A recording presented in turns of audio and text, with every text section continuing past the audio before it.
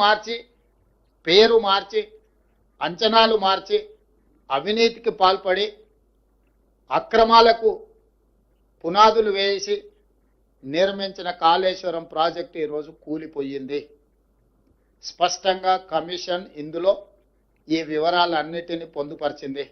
దానికి సంబంధించిన ప్రజాప్రతినిధులు, ఐఏఎస్ అధికారులు, ఇంజనీరింగ్ నిపుణులు, నిర్మాణ సంస్థలకు సంబంధించి పూర్తి వివరాలను విశ్లేషణాత్మకంగా వారు రిపోర్ట్ ఇవ్వడం జరిగింది.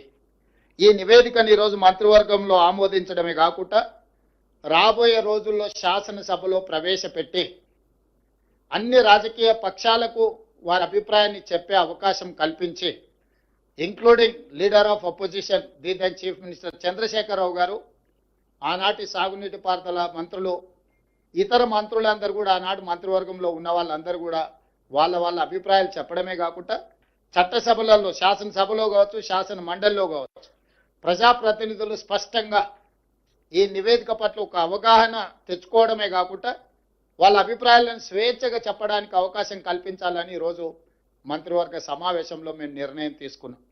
అందుకే ఈ 665 పేజీల నివేదికను తొందరలోనే శాసనసభ, శాసన మండలి సమావేశాలను ఏర్పాటు చేసి అక్కడ ఈ నివేదికను ప్రవేశపెట్టి అందరి అభిప్రాయాలు పరిగణలోకి తీసుకున్న తర్వాత భవిష్యత్ కార్యాచరణను, కమిషన్ సూచించిన సూచనలను అమలు చేయడానికి ప్రభుత్వం ముందుకు వెళ్తుంది. కాంగ్రెస్ కమిషన్ అనేది కూడా ఎవరది? అవునా, న్యాచురల్ కదా, వాళ్ళు అదే విధంగా మాట్లాడతారు కదా, వేరే రకంగా ఎందుకు మాట్లాడతారు? ఒకవేళ అదే అయితే ఆ కమిషన్ ముందుకెళ్ళి వాళ్ళు ఎందుకు సమాచారం ఇచ్చిండ్రు, వాళ్ళు ఎందుకు వాదనలు వినిపించిండ్రు? తమకు అనుకూలంగా ఉంటే ఒక రకంగా, తమ తప్పులను ప్రశ్నిస్తే ఇంకొక రకంగా మాట్లాడడం అనేది మొదటి నుంచి వాళ్ళకున్న అలవాటు. ఈరోజు మేము కమిషన్ని వాళ్ళు తప్పుపడుతుండ్రు.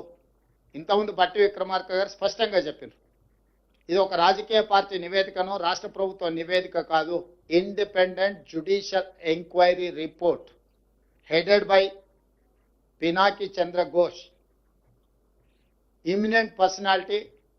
He headed as a Supreme Court judge, Lokpal chairperson, ఇలాంటి ప్రధానమైన బాధ్యతలు నిర్వహించిన వ్యక్తి 16 నెలలు అందరికి అవకాశం ఇచ్చి వాళ్ళు చెప్పుకోవడానికి అందరికీ సమానమైన అవకాశాలు కల్పించి ఈరోజు నివేదిక ఇచ్చిండు.